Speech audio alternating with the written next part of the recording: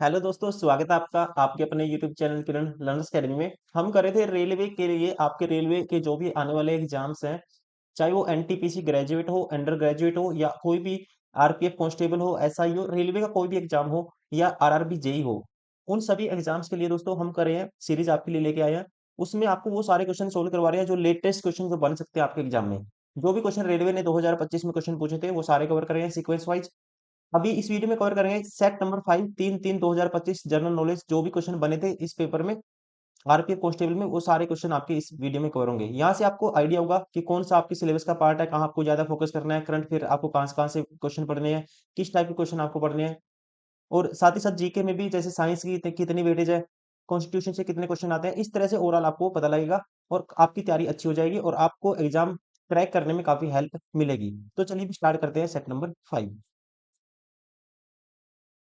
Question number 1। जून 2024 में Adani defence and aerospace ने रक्षा और एरोस्पेस क्षमताओं का लाभ उठाने वाले वैश्विक मंच की स्थापना के लिए ईडीजीई ग्रुप के साथ निम्नलिखित में से किस देश में एक सहयोग समझौते पर हस्ताक्षर किए थे? आपको ध्यान रखना है, अडानी डिफेंस एंड एरोस्पेस ने जून 2024 में संयुक्त अरब अमीरात के ईडीजीई ग्रुप के साथ एक सहयोग समझौते पर हस्ताक्षर किए थे। और ध्यान रखेंगे, ताकि एक वैश्विक मंच बनाया जा सके जो उनकी रक्षा और एरोस्पेस क्षमताओं का लाभ उठाए। राइट आंसर होगा संयुक्त अरब अमीरात, ऑप्शन डी, यूएई के साथ। Question number 2। राज्य लोक सेवा आयोगों के सदस्यों की संख्या डैश निर्धारित करता है या करती है? तो ध्यान रखना है दोस्तों, भारत में किसी राज्य का राज्यपाल राज्य लोक सेवा आयोग, इसके सदस्यों की संख्या निर्धारित करने के लिए जिम्मेदार होता है राज्य का राज्यपाल। और ये शक्ति भारतीय संविधान के अनुच्छेद 316 आर्टिकल 316 क्लोज 1, इसके अंदर ये राज्य कह सकते हैं, राज्यपाल में ये शक्ति निहित है। राइट आंसर होगा राज्यपाल, the governor, option C. Question number 3। यदि द्विध्रुव को एक समान चुंबकीय क्षेत्र में रख दिया जाए तो कैसा व्यवहार करेगा? कहता है how does a dipole behave when it is placed in the uniform magnetic field. अगर यूनिफॉर्म मैग्नेटिक फील्ड में आप डाइपोल को रखोगे तो वो कैसे बिहेव करेगा? आपको ध्यान रखना है, जब भी हम किसी डाइपोल को यूनिफॉर्म मैग्नेटिक फील्ड के अंदर रखते हैं तो उस पे जो फोर्स अप्लाई होगा मैग्नीट्यूड में इक्वल होता है, बट अपोजिट होता है डायरेक्शन में। तो कह सकते हैं नेट फोर्स क्या होगा? जीरो होगा। अब अलग अलग दो पॉइंट पे फोर्स अप्लाई होती है तो वहां पे काम करता है, आपको पता फोर्स तो जीरो हो जाएगा, अपोजिट डायरेक्शन में होगा दोनों एंड पॉइंट पे। लेकिन उसकी वजह से एक टॉर्क्यू क्रिएट होता है। टॉर्क्यू बनेगा जो डाइपोल को मैग्नेटिक फील्ड के अराउंड रोटेट करेगा। राइट आंसर होगा फोर्स क्या होगा? देखो जीरो होगा, फोर्स जीरो होगा। इट एक्सपीरियंस बोथ है नेट फोर्स एंड टॉर्क्यू, ये गलत है। ये नेट फोर्स नहीं होगा, जीरो होगा, ये भी ऑप्शन बार हो गया। कहता है कांस्टेंट रहेगा। अब टॉर्क्यू तो काम करेगा, it remains stationary with no force on torque acting on it, ये भी गलत हो गया। स्टेशनरी नहीं रहेगा। It experiences torque but not net force. Right answer होगा option D. Question number 4। Dash ने 2024 में 30 अगस्त से 1 सितंबर तक ग्रेटर नोएडा के जेपी ग्रीन्स में आयोजित HSBC India legends golf championship में एक आयोजक और खिलाड़ी की दोहरी भूमिका निभाई? किसने? इनका नाम है, राइट आंसर होगा जी मिल्खा सिंह। जी मिल्खा सिंह कौन है दोस्तों? जी मिल्खा सिंह जो कह सकते हैं एथलीट थे महान, मिल्खा सिंह उनके पुत्र हैं ये। और मिल्खा सिंह को जाना जाता था सिंह फ्लाइंग सिख के नाम से। फ्लाइंग सिख के नाम से जाना जाता था मिल्खा सिंह को, और उन्हीं के ये बेटे हैं। और आप ध्यान रखेंगे, जी मिल्खा सिंह को भारत सरकार के द्वारा 2007 में पद्मश्री भी दिया गया था। Question number 5। किसी बाह्य चुंबकीय क्षेत्र में आवेशित कण पर कार्यरत बल निम्नलिखित में से किस कारक पर निर्भर नहीं करता है? The force acting on A charge particle in an external magnetic field does not depend on which of the following factors. कहता है जब हम किसी चार्ज पार्टिकल पे एक्सटर्नल फोर्स अप्लाई करते हैं, sorry external magnetic field apply करते हैं, तो उस पे जो फोर्स लगता है वो फोर्स किस फैक्टर पे डिपेंड नहीं करता।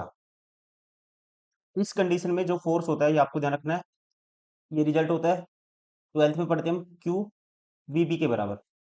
अब मैग्नेटिक फील्ड पे डिपेंड करता है, वेलोसिटी पे डिपेंड करता है, चार्ज पे डिपेंड करता है, किस पे डिपेंड नहीं करता, mass of the particle. Right answer होगा option D. Question number 6, Burnpur और दुर्गापुर लोह एवं इस्पात संयंत्र किस राज्य में स्थित है? इसका राइट आंसर होगा, ये स्थित है, आपको ध्यान रखना है, पश्चिम बंगाल में। राइट आंसर होगा ऑप्शन डी। क्वेश्चन नंबर 7, 1991 के आर्थिक सुधारों का लक्ष्य भारत को निम्नलिखित में से किस प्रकार की अर्थव्यवस्था में बदलना है? इसका राइट आंसर होगा, 1991 में जो आई थी न्यू इकोनॉमिक पॉलिसी आई थी, उस टाइम प्रधानमंत्री थे, ये भी क्वेश्चन पूछा जाता है, नरसिम्हा राव, और वित्त मंत्री थे डॉक्टर मनमोहन सिंह। तो इसका लक्ष्य था, ध्यान रखेंगे आप, ऑप्शन सी, एक ग्लोबल एंड कम्पिटिटिव इकोनॉमी बनाना, एक वैश्विक और प्रतिस्पर्धा अर्थव्यवस्था में बदलना। Option C. क्वेश्चन नंबर 8, 1414 ईस्वी में दिल्ली का सम्राट कौन बना था? आप ध्यान रखेंगे, 1414 ईस्वी में खिजर खान ने दिल्ली के शासक के रूप में तुगलक वंश को उखाड़ फेंका था और सैयद वंश की स्थापना की थी, और उन्होंने 1414 से 1421 तक शासन किया था। नाम है खिजर खान। राइट आंसर होगा ऑप्शन सी। क्वेश्चन नंबर 9, 1857 के विद्रोह के भारतीय राष्ट्रवादी इतिहास से संबंधित पुस्तक the Indian war of independence किसने लिखी है? इसको लिखा था, राइट आंसर होगा, वीडी सावरकर ने, विनायक दामोदर सावरकर के द्वारा इसको लिखा गया था। राइट आंसर होगा option A. Question number 10, Nagar Haveli Bharat के किन दो राज्यों की सीमा पर स्थित है? आपको ध्यान रखना है, नगर हवेली दादरा और नगर हवेली दमन और दीव संघ शासित प्रदेश का एक हिस्सा है, और ये पश्चिमी भारत में स्थित गुजरात और महाराष्ट्र राज्यों के बीच स्थित है। राइट आंसर होगा इसका ऑप्शन है, गुजरात और महाराष्ट्र। क्वेश्चन नंबर 11, हिंदू धर्म ग्रंथ श्रीमद् भगवत गीता जिसे भगवान कृष्ण ने पांडवों और कौरवों के बीच महाभारत युद्ध के दौरान अर्जुन को सुनाया था, कितने अध्यायों में रचित है दोस्तों? यहाँ पे महाभारत में कितने अध्याय हैं ये पूछा गया है, 18। राइट आंसर होगा ऑप्शन सी। क्वेश्चन नंबर 12, मार्च 2024 में रक्षा मंत्रालय ने रक्षा में आत्मनिर्भरता के भाग के रूप में कितने प्रमुख पूंजी अधिग्रहण अनुबंधों पर हस्ताक्षर किए थे? ये किए गए थे, राइट आंसर होगा, 5 अधिग्रहण अनुबंधों पर हस्ताक्षर किए गए थे। Option B. Question number 13, Sir Syed Ahmad Khan ने विज्ञान और अन्य विषयों की अंग्रेजी पुस्तकों का उर्दू में अनुवाद करने के लिए साइंटिफिक सोसाइटी की स्थापना कब की थी? राइट आंसर होगा इसका, ये की गई थी 1864 में।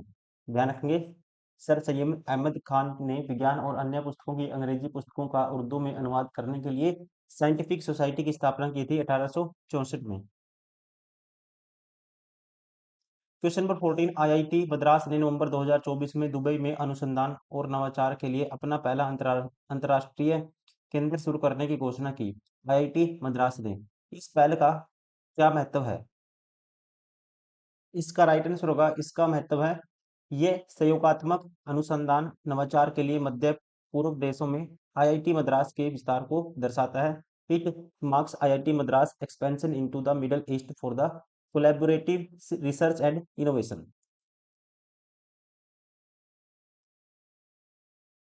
क्वेश्चन नंबर 15, विंध्य पर्वतमाला दक्षिण में किस पर्वतमाला से घिरी हुई है? आपको ध्यान रखना है, विंध्य पर्वतमाला मध्य भारत में स्थित एक पर्वत श्रृंखला है। इसके दक्षिण में सतपुड़ा पर्वतमाला स्थित है। कौन सी है? सतपुड़ा। और इसमें नर्मदा नदी दो पर्वत श्रृंखलाओं के बीच एक दरार घाटी का काम करती है, नर्मदा नदी। राइट आंसर होगा इसका ऑप्शन सी। क्वेश्चन नंबर 16, 1991 के बाद वैश्वीकरण ने भारतीय कृषि को किस प्रकार प्रभावित किया? यहाँ पे राइट आंसर होगा, लॉजिकली कह सकते हैं, 1991 के बाद वैश्वीकरण ने कैसे प्रभावित किया भारतीय कृषि को? प्रतिस्पर्धा में वृद्धि और वैश्विक बाजारों तक पहुंच बन गई थी इससे। ग्लोबलाइजेशन होने से। राइट आंसर होगा ऑप्शन सी। क्वेश्चन नंबर 17, अक्टूबर 2024 में यूपी राज्य बनाम मैसर्स लालता प्रसाद वैश्य मामले में सर्वोच्च न्यायालय की 9 न्यायाधीशों की संविधान पीठ ने निम्नलिखित में से कौन सा निर्णय 8-1 के बहुमत से सुनाया। आपको ध्यान रखना है दोस्तों, इसका राइट आंसर होगा ऑप्शन ए। ध्यान रखेंगे, भारत के सर्वोच्च न्यायालय ने अक्टूबर 2024 में उत्तर प्रदेश राज्य बनाम मेसर्स लालता प्रसाद वैश्य के मामले में 8-1 के बहुमत से फैसला सुनाया था कि राज्यों के पास विकृत स्पिरिट या औद्योगिक एल्कोहल को विनियमित करने की शक्ति है। और ये निर्णय 9 न्यायाधीशों की संविधान कमेटी में इसका निर्णय का मतलब कि फैसला किया गया था। राइट आंसर होगा इसका ऑप्शन ए। राज्यों के पास विकृत स्पिरिट और औद्योगिक एल्कोहल को विनियमित करने का अधिकार है। States have the power to regulate denatured denatured spirit और industrial alcohol. Question number 18, October 2024 तक प्राप्त जानकारी के अनुसार भारत का सबसे लंबा राष्ट्रीय राजमार्ग निम्नलिखित में से कौन सा है अकॉर्डिंग टू अक्टूबर 2024 तक। इसका राइट आंसर होगा ये है NH 44, राष्ट्रीय राजमार्ग 44, नेशनल हाईवे 44। राष्ट्रीय राजमार्ग 44 NH 44 दोस्तों भारत का सबसे लंबा राष्ट्रीय राजमार्ग है, जो जम्मू और कश्मीर में श्रीनगर से तमिलनाडु में कन्याकुमारी तक ये चलता है। और इसकी लंबाई लगभग है 4112 किलोमीटर।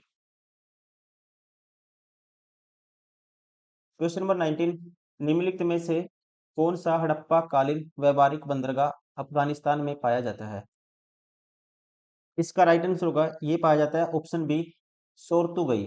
ध्यान रखेंगे, सोर्तुगई एक प्राचीन हड़प्पा व्यापारिक चौकी है जो अफगानिस्तान के खर प्रांत में आमू दरिया नदी के पास स्थित है।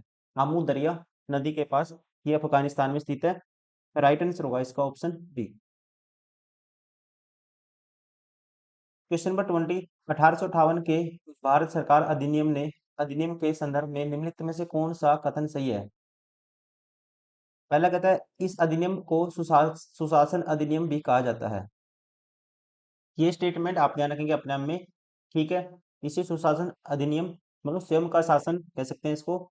ये अधिनियम के नाम से भी इसको जाना जाता है। भारतीय क्षेत्र को नियंत्रित करने की शक्ति महारानी में निहित थी। ये स्टेटमेंट भी अपने आप में ठीक है, क्योंकि ध्यान रखेंगे इस अधिनियम ने ईस्ट इंडिया कंपनी की शक्तियों को ब्रिटिश क्राउन को ट्रांसफर कर दिया था, हस्तांतरित कर दिया था, जिससे भारतीय क्षेत्रों का नियंत्रण सीधे महारानी में जो शक्ति थी वो निहित हो गई थी। ये भी स्टेटमेंट ठीक है, राइट आंसर होगा, दोनों ठीक है, ऑप्शन ए। क्वेश्चन नंबर 21, जनवरी 2024 में भारतीय रिजर्व बैंक RBI ने निम्नलिखित में से किस भुगतान विधि बैंक पर प्रतिबंध लगाया। ये लगाया था, राइट आंसर होगा पेटीएम के ऊपर, पेटीएम पेमेंट बैंक के ऊपर। राइट आंसर होगा ऑप्शन ए।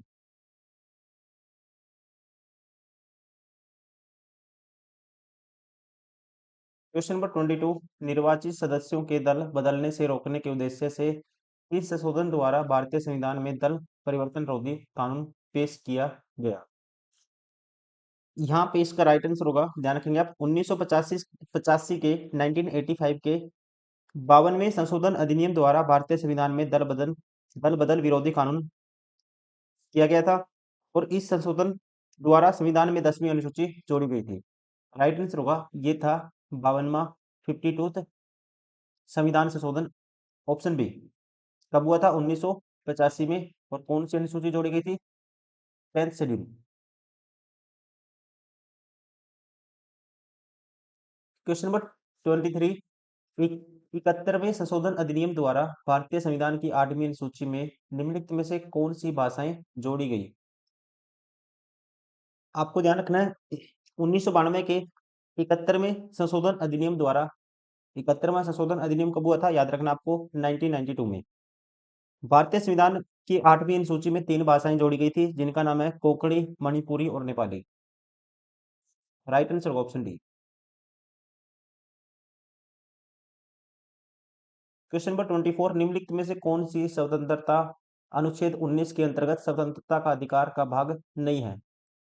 देखो, संघ बनाने की स्वतंत्रता है, फ्रीडम टू फॉर्म एसोसिएशन, अपने आप में ठीक है।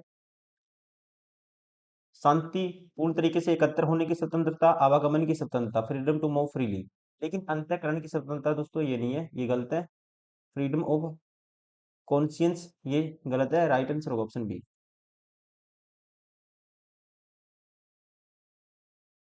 क्वेश्चन नंबर 25, तमिलनाडु में पोंगल का कौन सा दिन कानुम पोंगल के रूप में मनाया जाता है? आपको ध्यान रखना है दोस्तों, तमिलनाडु में 4 दिवसीय पोंगल त्योहार के चौथे और अंतिम दिन कानुम पोंगल मनाया जाता है। कौन से दिन? चौथे दिन मनाया जाता है। और ध्यान रखेंगे, कानुम शब्द का अर्थ है भ्रमण करना, मतलब कि इस दिन लोग अपने रिश्तेदारों और दोस्तों से मिलने, उनको शुभकामनाएं देने के लिए जाते हैं। इसके अलावा ध्यान रखेंगे, पोंगल के पहले 3 दिन, पहला दिन भोगी पोंगल होता है, दूसरा दिन सूर्य पोंगल और तीसरा दिन मट्ठू पोंगल। चौथा दिन क्या होता है? कानू पोंगल, जिसका मतलब होता है भ्रमण, भ्रमण करना, मतलब एक दूसरे रिश्तेदारों के आसपास जाना, उनको खुशियों में सम्मिलित होना, उनके साथ जाना, बातचीत करना। Option B. क्वेश्चन नंबर 26, अगस्त 2024 में एचडीएफसी ने गीगा पेश किया, जो विशेष रूप से डैश के लिए डिजाइन किए गए वित्तीय उत्पादों और सेवाओं का एक नया सूट है। इसका राइट आंसर होगा, ये है गिग वर्कर्स एंड फ्रीलांसर्स, मतलब कि इसको स्पेशली डिजाइन किया गया है गिग वर्कर्स एंड फ्रीलांसर्स के लिए। राइट आंसर होगा ऑप्शन सी। क्वेश्चन नंबर 27, 2024 में भारत ने इरनेट ERNET नामक एक नया एकीकृत वेब पोर्टल विकसित किया। ERNET के लक्षित उपयोगकर्ता कौन है, ये आपको बताना है। इसके उपयोगकर्ता है एजुकेशनल इंस्टीट्यूशंस, शिक्षा संस्थान। राइट आंसर होगा ऑप्शन बी। क्वेश्चन नंबर 28, किस वित्तीय संस्थान ने 26 अगस्त 2024 को यूनिफाइड लेंडिंग इंटरफेस लॉन्च करने की घोषणा की? ये घोषणा की थी दोस्तों भारत के आरबीआई ने, रिजर्व बैंक ऑफ इंडिया ने। राइट आंसर होगा इसका डी। क्वेश्चन नंबर 29, मानव विकास को आकार देने के लिए विभिन्न अत्यंत क्रियात्मक बल एक साथ प्रयुक्त होते हैं, और ये डैश हैं। पहला कहता है जैविक बल। ध्यान रखेंगे आप, जैविक बल में दोस्तों हेल्थ से रिलेटेड जो डेवलपमेंट है, उसको इसको उसको इम्पैक्ट करते हैं ये जैविक बल, या कहते हैं बायोलॉजिकल फोर्स, ये अपने आप में शामिल है। मनोवैज्ञानिक बल, ये भी अपने आप में कह सकते हैं, मनोवैज्ञानिक बल एक व्यक्ति के कारक हैं जो विकास को प्रभावित करते हैं, ये भी डेवलपमेंट को इम्पैक्ट करते हैं, ये भी अपने आप में शामिल है। जीवन चक्र बल, जीवन चक्र बल ये भी कह सकते हैं लोगों के जीवन में अलग अलग बिंदुओं पर कैसे प्रकाश डलता है, कैसे उसको प्रभावित, मतलब कि उसको प्रभावित किया जाता है। तो उस तरह से यहाँ पे ये भी फैक्टर इस पे डिपेंड होता है। मानव विकास के को आकार देने के लिए ये भी क्या है, अंतःक्रियात्मक बल है। तो तीनों के तीन आएंगे, राइट आंसर होगा 1 2 3। राइट आंसर होगा ऑप्शन बी।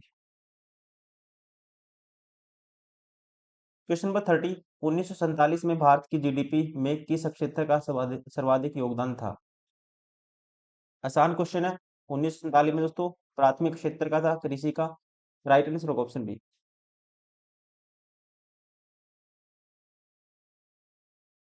क्वेश्चन नंबर 31, मंत्री परिषद की बैठकों की अध्यक्षता कौन करता है? ये भी आसान क्वेश्चन है। मंत्री परिषद की जो भी बैठकें होंगी उनकी अध्यक्षता कौन करता है? प्रैक्टिकल आप देखिए, ये की जाती है प्रधानमंत्री के द्वारा। राइट आंसर होगा option B. Question number 32, question number 32, कमल के पत्ते पर पानी की बूंदें डैश के कारण चमकती हैं, water drops shine on lotus left due to. तो यहाँ पे काम करता है, राइट आंसर होगा, आपको ध्यान रखना है, ये चमकती है due to total internal reflection, पूर्ण आंतरिक परिवर्तन के कारण, पूर्ण आंतरिक परावर्तन के कारण। राइट आंसर होगा इसका ऑप्शन है। क्वेश्चन नंबर 33, कौन सा संविधान संशोधन एक ही व्यक्ति को 2 या अधिक राज्यों का राज्यपाल नियुक्त करने की अनुमति देता है?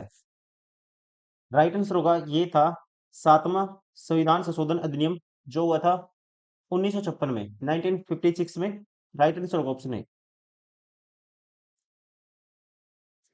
क्वेश्चन नंबर 34, राष्ट्रमंडल शासनाध्यक्ष बैठक कहाँ आयोजित की गई? आपको ध्यान रखना है 27th Commonwealth heads of government meeting 26 अक्टूबर 2024 को इसका आयोजन हुआ था। ऑप्शन डी, एपिया समाओआ में। एपिया समाओआ में हुआ था। राइट आंसर होगा ऑप्शन डी। क्वेश्चन नंबर 35, निम्नलिखित में से कौन सा कथन गलत है? पहला कहता है refractive index of medium is constant, अपने आप में रिफ्रैक्टिव इंडेक्स क्या होता है? मीडियम का कांस्टेंट होता है। ये स्टेटमेंट अपने आप में ठीक है। दूसरा, simple microscope is also known as magnifying glass, ये भी स्टेटमेंट अपने आप में ठीक है।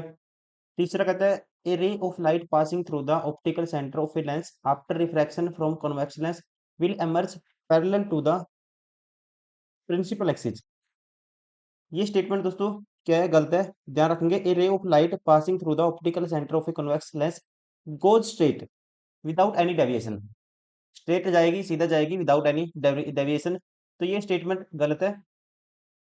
Magnification produced by a lens is related to the object distance and the magnification होता है, मैग्निफिकेशन पावर होता है, ये किससे रिलेटेड होता है? Distance of object, distance of image. Magnification power होता है इमेज की डिस्टेंस बटे में ऑब्जेक्ट की डिस्टेंस, ये अपने आप में ठीक है। इन दोनों से रिलेशन है इसका। राइट आंसर होगा इसका option third. Question number 36, who was the elected has a chairperson 7 से 9 अक्टूबर 2024 तक नई दिल्ली में आयोजित WHO south Asia regional committee के 77वें सत्र के अध्यक्ष के रूप में किसे चुना गया? इसमें आपको ध्यान रखना है, अध्यक्ष चुना गया था जगत प्रकाश नड्डा को। जगत प्रकाश नड्डा को। राइट आंसर होगा ऑप्शन ए।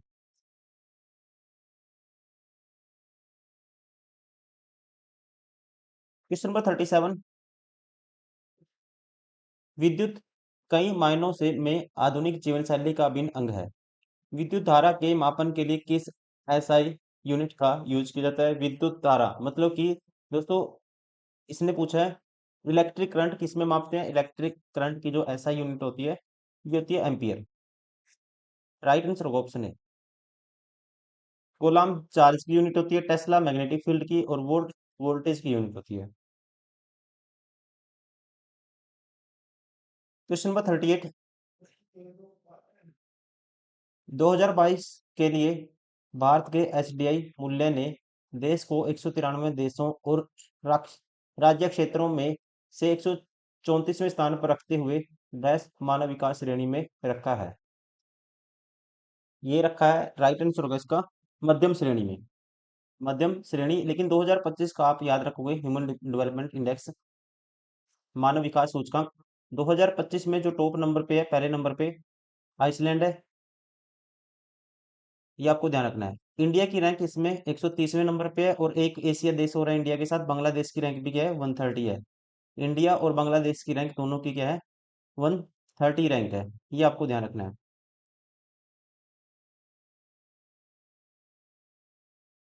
क्वेश्चन नंबर 39, 1857 के विद्रोह के बाद डैश में इंग्लैंड की रानी को भारत की महारानी की उपाधि दी गई थी। यहाँ पे इसका राइट आंसर होगा, ये दी गई थी 1877 में, 1877 में। राइट आंसर होगा इसका ऑप्शन बी।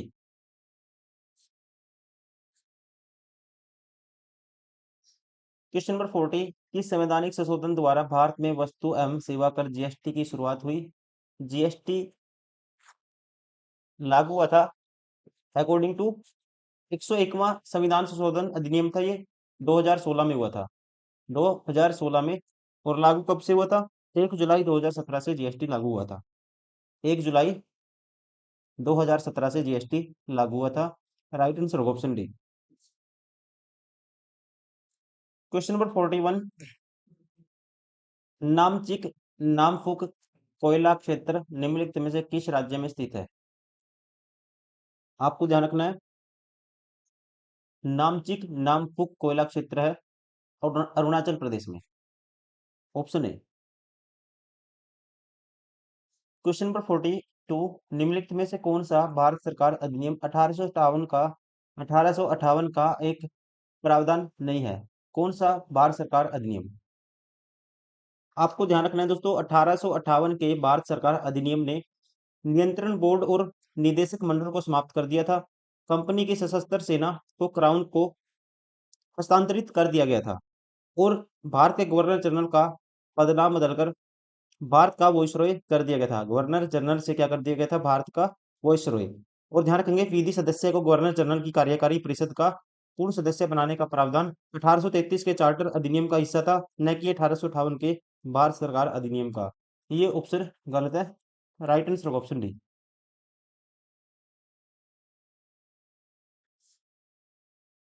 क्वेश्चन नंबर 43, अगस्त 2024 में एक्सिस बैंक ने वीजा के साथ साझेदारी करके भारत में बेहद अधिक नेटवर्थ वाले व्यक्तियों के लिए निम्नलिखित में से कौन सा ultra premium credit card launch किया? आपको ध्यान रखना है, इसका नाम है प्राइम्स। क्या नाम है? इसका नाम है प्राइम्स। राइट आंसर होगा इसका ऑप्शन।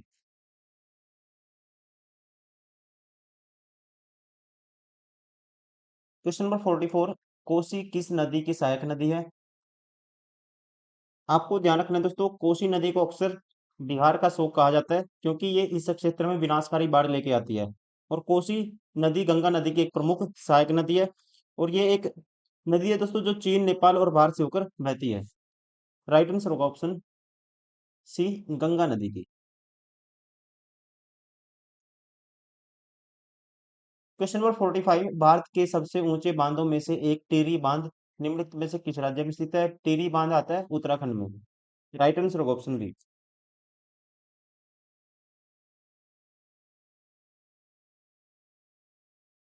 क्वेश्चन नंबर 46, निम्नलिखित में से किसने शांतिपूर्ण तरीके से समाज में मूलभूत सामाजिक और आर्थिक परिवर्तन लाने के उद्देश्य से अप्रैल 1951 में भूदान आंदोलन शुरू किया था?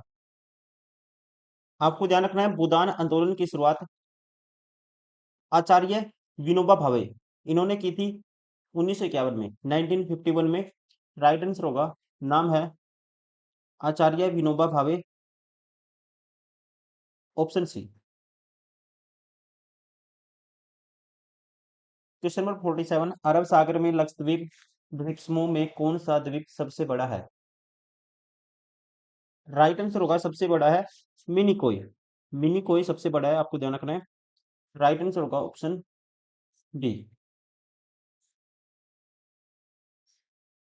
क्वेश्चन नंबर 48, 13 नवंबर 2024 को बिहार में निम्नलिखित में से किस स्थान पर प्रधानमंत्री नरेंद्र मोदी ने स्वास्थ्य बुनियादी ढांचे को बढ़ावा देने के लिए एम्स की आधारशिला रखी? आपको ध्यान रखना है, इसकी आधारशिला रखी गई थी 13 नवंबर 2024 को दरभंगा जिले में, बिहार के दरभंगा में। राइट आंसर होगा ऑप्शन बी। क्वेश्चन नंबर 49, भारतीय प्रतिभूति एवं विनिमय बोर्ड, जिसे हम बोलते हैं security and exchange board of India, SEBI, इसके अनुसार जून 2024 तक भारत में कितने अद्वितीय म्यूचुअल फंड एमएफ निवेशक थे? जून 2024 तक। राइट आंसर होगा इसका, अकॉर्डिंग टू सेबी, जून 2024 तक थे 4.7 करोड़ इन्वेस्टर्स। राइट आंसर होगा ऑप्शन ए।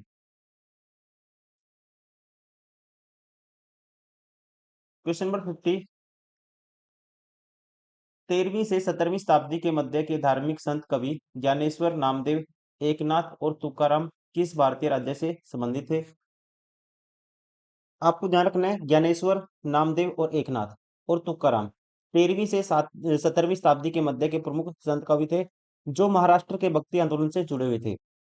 उन्होंने मराठी भाषा में अभंग भजन लिखे और जातिगत भेदभाव और कर्मकांडों का विरोध किया था। Most famous in Maharashtra. Right answer होगा ऑप्शन डी।